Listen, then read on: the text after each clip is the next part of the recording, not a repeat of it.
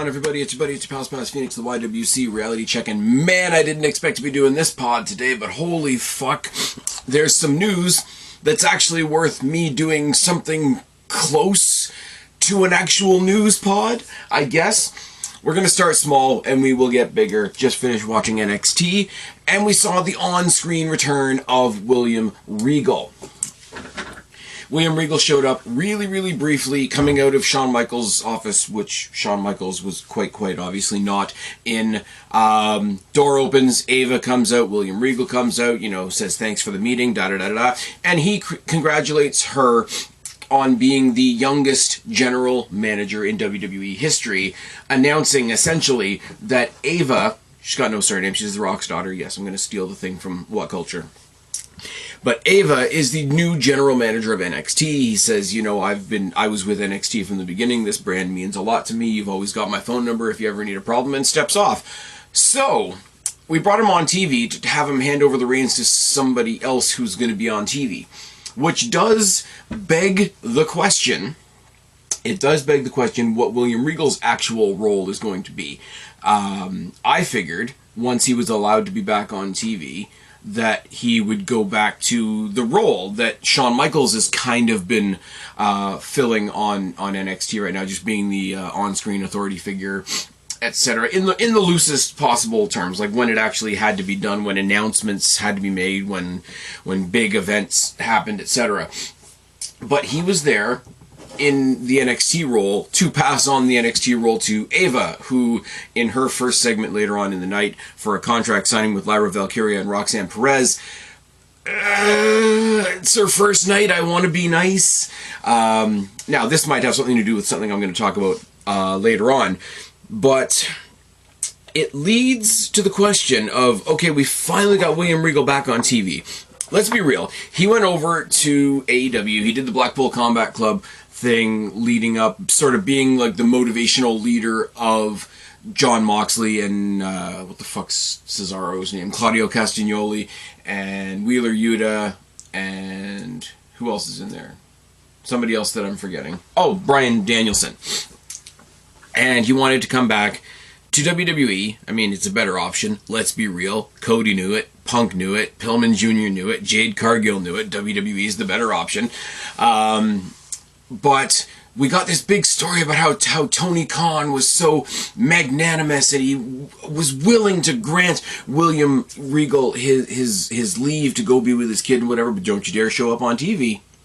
Don't you dare, contribute to competition against me, where William Regal's role on NXT was the general manager of the developmental brand. I don't know. I don't get it.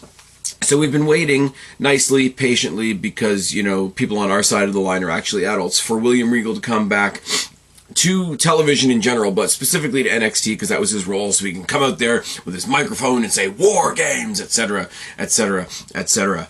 Now, there's a couple different things that could be going on here, and I want to speculate for right now before we get to Friday, because both of the things that I could say are going to happen on Friday, if they're going to happen at all.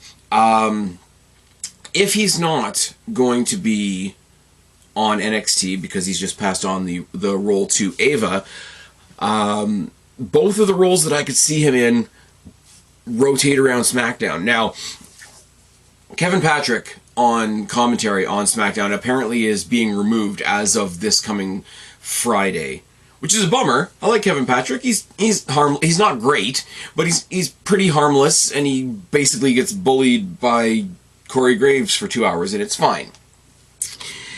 If that's not going to be the case, think of early NXT. William Regal was on commentary. William Regal's pretty fucking good on commentary. Now, his role would be a color role, and Corey Graves' role is a color role. Would that work? I don't know, per se. But it's something I would look to see them play with, if they're looking at that as an option. Somebody also said on social media recently that they're considering bringing back Mauro Ranallo, which would be awesome, but I think he's got other irons in the fire, if I'm not mistaken. The other thing that would be cool, if they're going to stay a tag team, would be William Regal managing Pete Dunne and Tyler Bate. the British Strong Style tag team that has just sort of reformed over the past week. We finally got Pete Dunne as Pete Dunne, teaming up with Tyler Bate, taking out Pretty Deadly. Pretty Deadly are upset that they didn't train for Pete Dunne, they trained for Butch, which is obviously what they're going to do. But yeah, I don't think they brought William Regal on TV once just to not have him on TV at all. The passing over to Ava, we're going to have to see how that goes. It's just genuinely nice to see William Regal on our WWE televisions once again. Not going to say too much about this, but TNA, Santino Marella was talking to, I think it was Barstool Sports, could be wrong. He made a slight hint about how things are going to be bigger and bolder for TNA now that they are TNA going into 2024, and he's very confident that they're close to a TV deal, which is awesome right now. You guys know I did a review of Hard to Kill, which was awesome, and they had their greatest attendance in like 8 or 9 years, something like that. Really, really good show. I did a review for that, and they did their first proper episode of TNA Impact last week. I've got a review up for that as well. Cheap plugs, ahoy. But if we can get off streaming and off channels that not everybody has and onto something a little more streamlined, even if it's back to the old days and something like Spike TV, that would be really, really huge for them, and it would be setting a stall out in the right direction of, yes, we are back to being TNA, and this is what that's going to mean, and make it bigger and stay in the big venues. And I said, for them to be in bigger venues and whatever, I hope they come back to Toronto, and I hope they do the Coca-Cola Coliseum. For those of you that don't know, Coca-Cola Coliseum is the venue where AEW had their first Dynamite. Conversely, it's where WWE has their house shows. So that shows you where those two are. Really, really cheering for TNA this year. I don't have much to say about speculation about them having a TV deal, because I don't know where they would go, to be perfectly honest with you. And whenever a wrestling company makes an American TV announcement, it always, for me, because I'm in Canada, there's always that wait for, okay, that's what it is over here. Like, Raw is on USA, NXT is on USA, SmackDown's on Fox. Guess what? Up here in Canada, it's all on Sportsnet 360. So, for one thing, where's it going to end up? For another thing, what does that mean for people outside of the US? That's not the first time I'm going to say that. Tonight, another one, and it is sort of, I guess, NXT related. I'm not a New Japan guy. I'm not throwing any barbs at New Japan whatsoever. I'm not throwing any barbs at their talent because I don't know much about their talent. And specifically in the realm of Kazuchika Okada, who's apparently technically done but still has a couple more dates to do in New Japan. Oh my god, is he going to go to AEW? Is he going to go to WWE? Oh, of course he's going to go to AEW, because AEW is about real wrestling and blah, blah, blah, blah, blah, blah, blah, and all the stuff that people say. Or is he going to go to WWE? Speculation that he's already worked jointly with AEW. But here's the thing. He's worked jointly with other people too. It's already been taped, obviously, but this coming Thursday on TNA Impact, he's doing a trios match along with the Motor City Machine Guns against the System. So he's, yes, wrestled for AEW, but that doesn't link him to AEW by any stretch of the imagination. Now, what would he do in WWE? I have no idea. The big speculation is that Triple H has been putting a lot of weight behind Shinsuke Nakamura because WWE has to shed their history of not booking Japanese wrestlers very well. I mean, but look at Kairi Sane and Asuka, who are going for the tag titles this coming Friday. Look at the title history of Asuka. Look at how they are treating Io Sky. Look at how all of those women are in the biggest women's story in the division, perhaps outside of Becky Lynch and Rhea Ripley, but that's because they're on a different show. I really don't know what to say about that. Kairi Sane was brought back in a huge way. Asuka's always been treated with a lot of reverence. And Io Sky, ever since Triple H took over and Damage Control announced itself as a thing, Io Sky has been treated like fucking gold. I don't know what to say about that whole idea. I am assuming that if Okada comes to WWE, that eventually he'll be linked with Nakamura at some point. I don't know their history. I assume that they might have a history. I won't pretend to know what it is because that would be ignorant and disingenuous of me to do so. But the rumor now, and it's been announced and discredited in the same day. A lot of the stuff that I'm bringing you guys, by the way, is courtesy of Aaron Rift and the other fine people at No DQ, so shout out to them as well. They announced the rumor, and then they denounced the rumor in the same day that Kazuchika Okada was leaning towards WWE, and he might start in NXT. Now, that made people's head explode. And I really like that that made people's head explode. Now, I know he does the whole entrance thing where the coin drops and then the music starts and all that. I've seen it. It looks really cool. It sounds really cool. If he can get the same kind of deal that Will Ospreay has, and I'm not going to say much about Will Ospreay. I really wish we had gotten Will Ospreay, but it is what it is. Will Ospreay versus Josh Alexander 2 from last week's TNA Impact is fucking short runner for match of the year, and we're only a couple weeks into the year. But he came out and he announced that he was going to be part of AEW while he was still technically under New Japan contract because they allowed him to do so. Now, if they give the similar consideration to Okada, what I would love, and I don't, like I say, this isn't because I know much about Okada, but this is because I know how to wind up fans. Everybody is saying this year, oh my god, I bet this is the year they bring Shane McMahon back to the Rumble again. Wouldn't it be funny if, you know, the ticker goes down 5, 4, 3, 2, 1, and then you hear, here comes the money, record scratch, and then drop the coin? I'm just saying that would be pretty cool. I do think it is going to be one of those things that'll be better on Twitter than it will be on TV, but if Kazuchika Okada shows up in NXT, I'm not even going to look at the screen. I'm just going to look at Twitter. I'm just going to watch people melt down. I'm just going to... I am.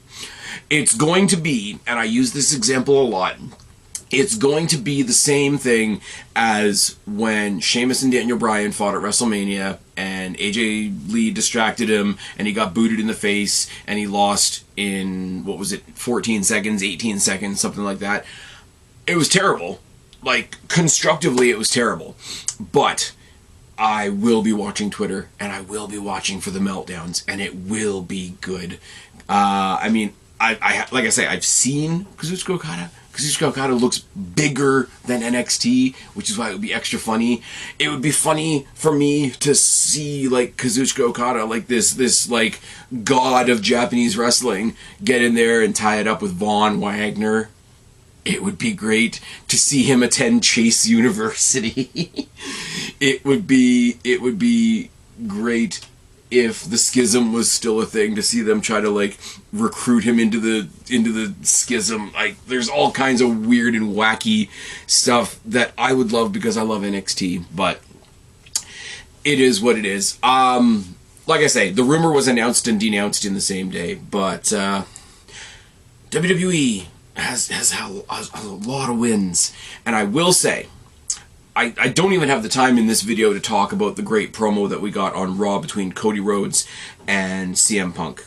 Warming up to Cody Rhodes, as you guys know, but it would be a double shot across the bow against New Japan and AEW if night one of WrestleMania, not the main events, but if night one of WrestleMania somewhere on the card had Nakamura versus Okada, and night 2 somewhere on the card had Cody Rhodes versus CM Punk. It just would. I'm sorry, that makes me a petty person, but it's one of those, it's like me hoping that Sasha Banks comes back to WWE. And it's not because I want Sasha Banks back in WWE. I don't want her breaking any more necks, and I don't think she's particularly that great, if I'm honest. But it will be funny. It will be funny to watch them cry. It will be funny to watch them cry. That's all I got to say about that. Other big news. Other big news. Ava just became the general manager of NXT. Could it be because she's The Rock's daughter and The Rock has a new job? It was announced today that TKO Group Holdings, that the conglomerate that now owns WWE and UFC has appointed Dwayne "The Rock" Johnson to its board of directors. So Triple H is running WWE, and The Rock is on the board that owns WWE. If you had told me, way back when, I did a video, and this was well before Triple H had all of his, like, ridiculously scary health issues and had to officially make the decision that he was retiring, and it was before Triple H officially took over the WWE. Several years ago, I did a video, and it was long, and it was extensive, and it was really, really nerdy on my part. It was one of the more fun videos I was doing at that time, and it was the entire history of how they had fought as sort of mid-carders, how they had fought over the Intercontinental Championship, how they had had epic ladder matches, how they had built factions around them, both the Nation and DX, and they had had faction warfare. They had elevated each other to the main event and fought over titles. They'd gone to main events. They'd gone to main events of Big Four pay-per-views. If you want to have one, like, let's just run it back one more time, give me, for any reason, I didn't even really care at the time, give me one more round of The Rock versus Triple H, especially now, or especially back then anyway, when Triple H was at his fucking hugest. The Rock went to Hollywood and got way bigger than he ever did as a wrestler, and I said, just give it to me one more time. I want this version of The Rock, this version of Triple H, give me one more match. You know, the cliche, one more match, one more match. Now, if you had told me even then, even when I was that high on both of those guys, that those two guys, and not anybody with McMahon in their name, would basically be running the WWE as we plow into 2024, I would have said, you were fucking nuts. There's a big long write-up on No DQ. I encourage you to give it a look if you haven't. It goes over all the different credentials that The Rock has. He's got $7 Productions, he's got Terramana Tequila, he's got Zoa Energy, he's got Project Rock, he's merged another football league with the XFL to make the UFL, he's got his history within wrestling, obviously he's got his history in Hollywood, obviously he, Vince McMahon actually was quoted as saying, very few people on the planet understand the convergence of sports, entertainment, media, and business like The Rock. We are proud to have him join the TKO board and help take our company to new heights. Now, the quote from Dwayne "The Rock" Johnson says as follows, as he was sort of indoctrinated into this role on the board. My grandfather, High Chief Peter Maivia, and my dad, Rocky Soulman Johnson, would have never thought that this day would have come, which is why I'm humbled to have a seat at the table that has decades of history and family legacy for me. A table that my family helped build, being on the TKO board of directors and taking full ownership of my name, The Rock. I thought he already owned that, but that's neither here nor there. Is not only unprecedented, but incredibly inspiring to me, as life is crazy and coming full circle. At my core, I'm a builder who builds for and serves the people, and Ari Emanuel, obviously, is building something truly game-changing. I'm very motivated to continue to globally expand our TKO, WWE, and UFC businesses. I'm really interested to see, I'm not a UFC guy, but Rock's a WWE guy, and I'm really interested to see how much of the UFC he puts his hand into. That's just a personal thing. As worldwide leaders in sports and entertainment. I love the fact that it's a Vince thing. You know, it's not wrestling, it's sports entertainment, but ever since it's been TKO, worldwide leaders in sports and entertainment. Because as I said, when TKO first came together, I said they've got the red pill and the blue pill. They've walked into the Matrix, they've grabbed the red pill and the blue pill and said, we'll have all the fake fighting and all the real fighting, thank you very much. While proudly representing so many phenomenal athletes and performers who show up every day putting in the hard work with their own two hands to make to make their dreams come true and deliver for our audiences. I've been there, I'm still there, and I'm here for this and I'm here for them. There's a lot to unpack there, quite literally. I mean, he's doing the head of the table shtick. That's not to be overlooked. Does this mean we're more likely to get Roman versus The Rock at WrestleMania? I don't know. It's going to wind up a whole bunch of people. As I say, a lot of my opinion has changed. I mean, I wanted it anyway, but especially after the promo on Raw between Cody and Punk and the announcement of we don't really know where Rollins is going to be. When I saw Cody and Punk go face-to-face for the first time, I literally said it on Twitter X, for those of you that follow me on there. I said, okay, put put the titles in the bin, like put them aside, set them aside. That's your main event. Cody Rhodes versus CM Punk is the biggest flex there is. I know Cody wants to beat Roman. I know Cody's fans want Cody to beat Roman. I genuinely wanted Punk to go in there and like absolutely obliterate Seth Rollins, and you guys know how highly and profusely I praise Seth Rollins most of the time. I wanted nothing more than CM Punk walking out of night 2 with a belt. I was willing to give the Cody fans, because they are a little bit more single-minded, I'm sorry, but they are, I was willing to give them the Cody versus Roman thing, because ending Roman's story, even though it should have been Jay, is also huge. Put both of those in the bin.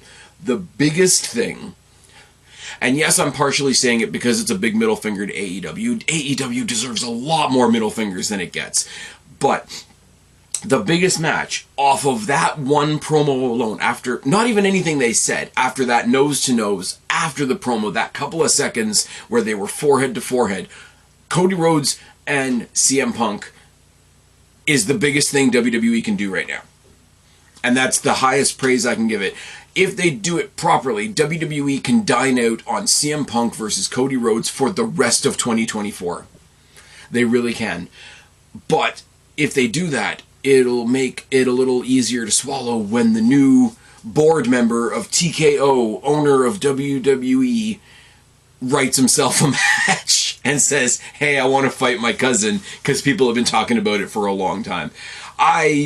You don't want to make parasocial relationships with celebrities and people and all that sort of thing, but everything you hear about The Rock is he's a good dude. The guy does charity out the ass. The guy helps wrestlers in ways that we only hear about if those wrestlers come out to thank him.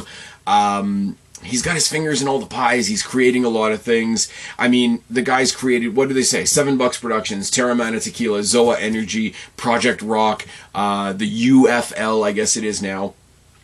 Okay, yeah, he's a big millionaire with lots of companies and he's bossing everybody around. Okay, every one of those companies that he's created gives people jobs. I don't want to be that basic, but like, there's people working for Zoa Energy. I don't even know what the fuck Zoa Energy is. Apparently it's a joint thing that he does with Coors. I don't know. I didn't know that until today. But there's people that work for Zoa Energy that only work for Zoa Energy because somebody went and created Zoa Energy. Same thing with Terramana Tequila. Same thing with Project Rock. Same thing with $7 Productions. And when you know the story behind the name $7 Productions, it just makes you happy for the guy. And I mean, realistically, before he got jacked, before he launched into Hollywood, how many years did he spend throwing himself at the ground for a living, as Jericho would say, for our entertainment? I'm happy for the guy, and I'm happy to hear that a company that is half WWE and half something else has somebody that is so WWE on the board. Maybe that's just me, maybe I'm crazy, maybe I'm super optimistic, but it is what it is. Now the last thing.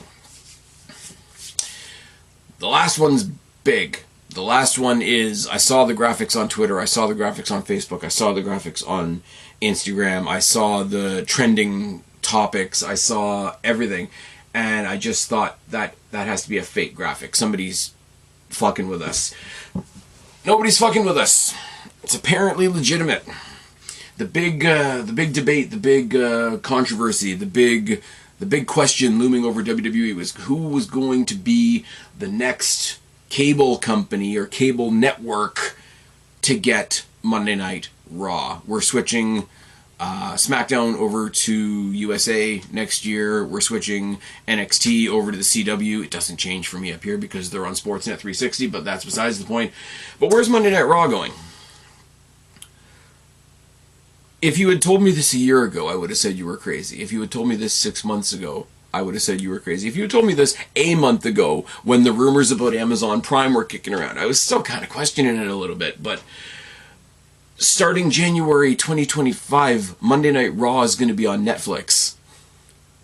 And it's not just Monday Night Raw. Let me read you the description here, for those of you that haven't already heard it from like a million other sources, because I'm super late to the game. Let's be real for a second. Beginning in January 2025, Netflix will be the exclusive home of Monday Night Raw in the US, Canada, the UK, and Latin America, among other territories, with additional countries and regions being added over time. Likewise, as part of the agreement, Netflix will also become the home for all WWE shows and specials outside of the US as they become available, including Raw and WWE's other two shows, SmackDown and NXT, as well as the company's premium live events, including WrestleMania, SummerSlam, Royal Rumble.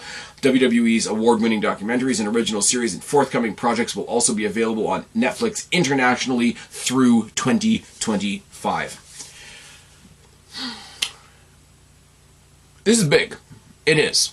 Because I think they said Monday Night Raw has been running 31 years on whatever you want to call it. I know everybody, and I'm going to sort of parrot some of the things that Simon Miller said in his review.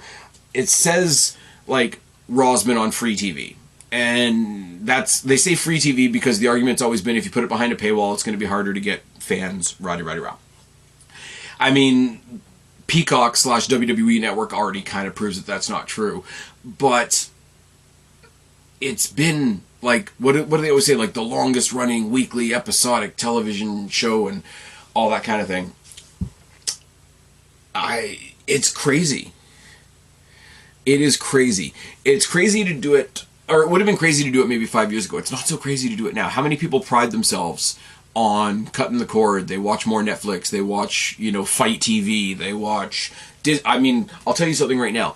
In this house, I've got Fight TV for some of my pay-per-views. Or sorry, what is it? It's Zilla by Fight now, or whatever the fuck it's called. But I got Netflix, I got Disney Plus, I got Crave. Crave gets me HBO, and I've got somebody else's Amazon Prime. Let's be real for a second.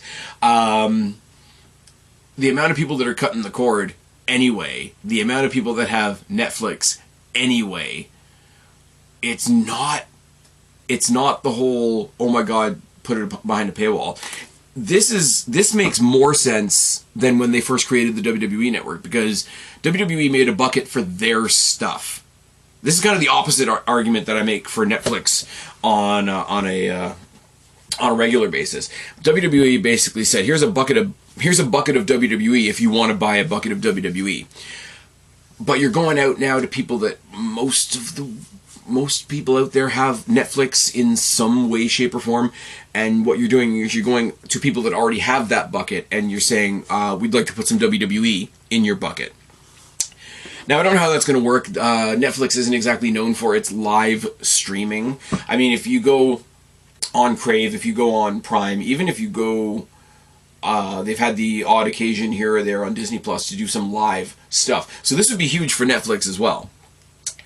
But I don't know what any of this looks like. It brings up all kinds of questions, because if the idea is eventually all of their weekly programming and their pay-per-views are on Netflix, that has to mean that the WWE Network just doesn't exist anymore, because they'll run out their deals with who is it, NBC, that owns Peacock or whatever. They'll run out that because they dropped WWE Network onto Peacock in the States. But why it's a crossover. Like, there's the WWE Network doesn't exist if you've got all the pay-per-views. I'm assuming all the NXT pay-per-views as well, but they don't specify that here. And basically, Raw has no TV contract, so they're starting with Raw. Kind of like the WWE Network started with NXT as the weekly wrestling content. They've run out their contract for Monday Night Raw, and as the CW contract runs out, and as the USA Network contract runs out, everything will transfer over to Netflix. I don't know. I can see they want to be on the cusp. People are cutting the cords. They want to go to streaming alternatives, etc. There's even people out there that still watch quote-unquote regular TV, but they find another way to get it other than having cable TV. So I don't have the metrics, and I don't have an understanding of the metrics to know what kind of business opportunity this is. I mean, I'm sure it's something. I mean, Netflix is a pay service. Apparently, and I'm not reading this here. I'm not reading this from the current Aaron Rift No DQ article that I have up in front of me, cards on the table.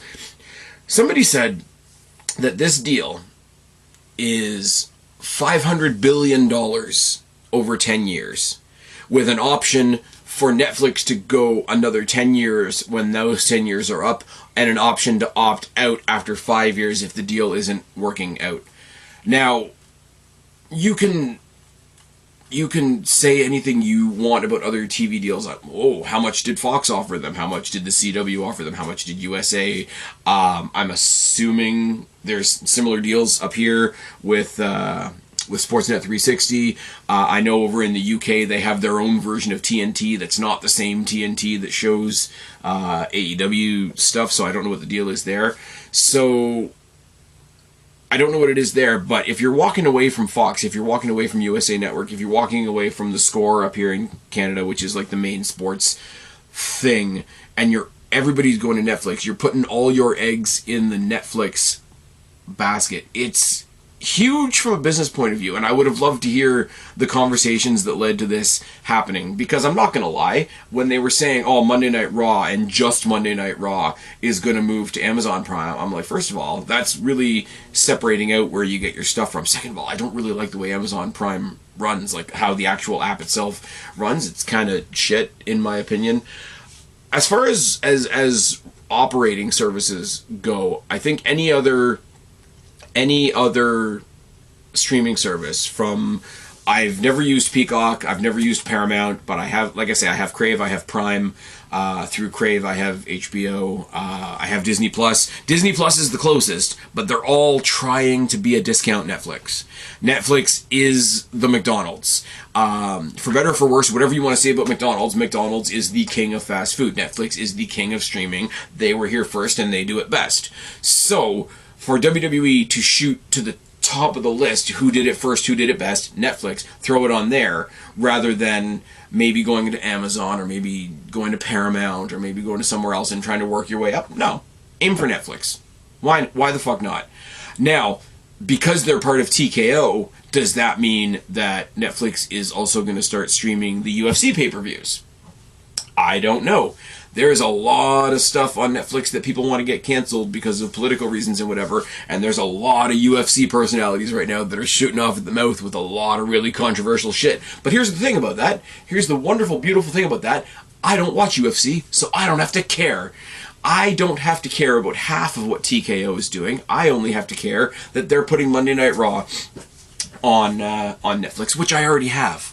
So if I can kick the network, that's one less thing I'm paying for. I'm sure Netflix, if it starts doing all this live shit, is going to go up by a couple of bucks, but that's fine. It's still one bill instead of two. Now, what does it look like? Does it stay on Monday? That's the big thing. There's a bunch of people on thing immediately, right? And, I mean, I've done it the other way too, so yes, I'm a hypocrite. Oh, well, if there's not going to be any wrestling on Monday, then we can put Collision on Monday. And I'm like, there's wrestling on Monday.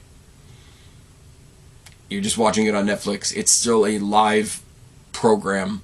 People are still going to watch Monday Night Raw. You're not going to get a double, triple, quadruple size of the audience watching Collision because you don't even have that for Dynamite right now. And I'm not saying that to be cruel. I'm saying look at the numbers. They are not going to give you, or I would predict that they're not going to give you a more prime spot than that Saturday slot you already got when the numbers are what they are ever since Punk left. That's another story for another day. But there's all kinds of other things. If you're buying it behind a paywall, people don't want to watch commercials. People don't want to watch commercials on Netflix. I know there's the cheap version of Netflix where you get like a commercial at the beginning of a show and the commercial at the end of the show, or whatever the case may be. But I pay for regular Netflix. I don't want commercials. So does that mean we have a 3-hour commercial-free Monday Night Raw? Does that mean we take it down to... Does it go back to 2 hours? Does it have to stay PG? There's so many things on streaming services that go a lot harder, a lot grittier, a lot grosser, and whatever, because they don't have the same constraints as TV. But at the same time, all the cancel culture twits and all the weirdos and Amy Schumer made us get rid of the 5-star thing on Netflix. So while they don't have to kowtow to those same kind of people, it seems like they kind of do. So do we get a not PG product? Do we get a shorter show? Do we get a commercial-free show? Here's the thing. Here's what I'm going to tell you. The big selling point of a pay-per-view is it's an uninterrupted wrestling show for 2 or 3 hours. If every week you're giving us 3 uninterrupted wrestling shows, you're really going to have to try extra hard to differentiate and make the pay-per-views feel special on top of that, or the premium live events, I should say. Does it stay on Mondays? Does it go... I would love... Honestly, because the ratings on SmackDown are better than the ratings on Raw, so more people are watching SmackDown. Maybe that's because it's a shorter show, whatever. Take whichever one has the higher rating and move it to Wednesday. I would really love that a whole lot. Not only because, another big middle finger to AEW, because they can go fuck themselves, but also, you guys know me, when I try to preview a pay-per-view, I always have to start that preview with the caveat of, hey guys, I'm here to preview whatever. I promise you, this Friday morning you're going to get a preview for the Royal Rumble, and the caveat at the beginning is going to be, hey guys, just keep in mind, I'm doing this preview not having seen this week's SmackDown yet, so we might have something. Prime example, this week on SmackDown we're getting that match between Caden Carter and Katana Chance taking on the Kabuki Warriors for those tag titles. Now my prediction is that there's going to be a schmoz in that match and they're going to push it to the pay-per-view. So I'm going to include that in my pay-per-view preview because I think that's going to happen. But when I go to record it, I won't know because the show hasn't happened yet. If you can move it back to a Wednesday, if you can move it back to even I don't want to say Thursday because then you're going to fuck over TNA. But do you remember when Raw was Monday, SmackDown was Tuesday, NXT was Wednesday? And we know NXT can slaughter Dynamite. We've seen it happen. But it just, selfishly for me, who makes content, put all the wrestling in the beginning of the week so I can do my content at the end of the week, surrounding the weekend, etc., and give us more wait time towards the pay-per-view. Because if the actual go-home show is Tuesday, and we've got 3-4 days of anticipation, it's better, in my opinion, than, hey, thanks for tuning in to SmackDown, see you tomorrow night for the Rumble. Then you've got one day, whatever they announce on Friday, you've got less than a day to anticipate it. Even less than that for shows like the Elimination Chamber, which are starting at 5 a.m. But yeah, I don't... So here's the thing. The Regal thing is awesome. The TNA stuff is awesome. The Rock stuff is awesome. I don't know what else. Kazuchika Okada, that story is just fun. This is big.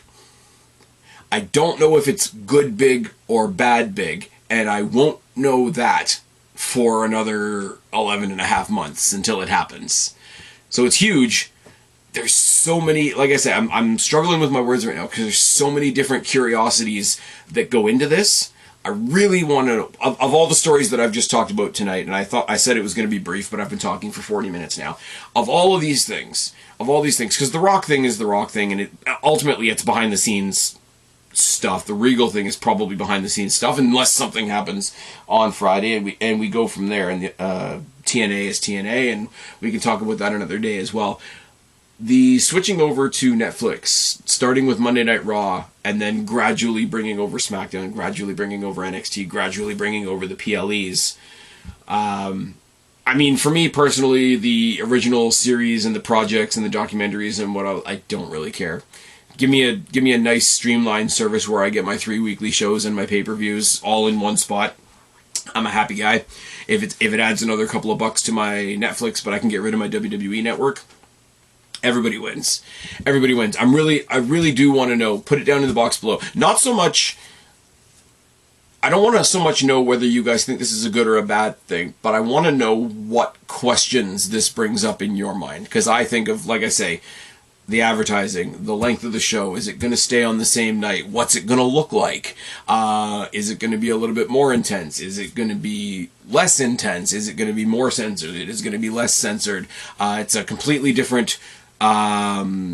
set of parameters that you're trying to operate within when you're no longer on actual television. I've rambled for quite long enough and I'm very tired. It's stupid o'clock right now as I'm recording this because I've had a long day. Lots of news. I will be coming back to you guys in a day or two with the Royal Rumble preview, but let's be real and lay it on the brass tacks. It's Bayley, Becky, Punk, Cody, and 36 losers. That's a really bad way to end this off, but that's where I'm ending it off. I've been Spaz, your YWC Reality Check. Subscribe up there, talk down there, start a conversation. Keep all of these conversations going. Don't be a stranger. I'll talk to each and every last one of you later, but for right now, I am time. Bye, guys.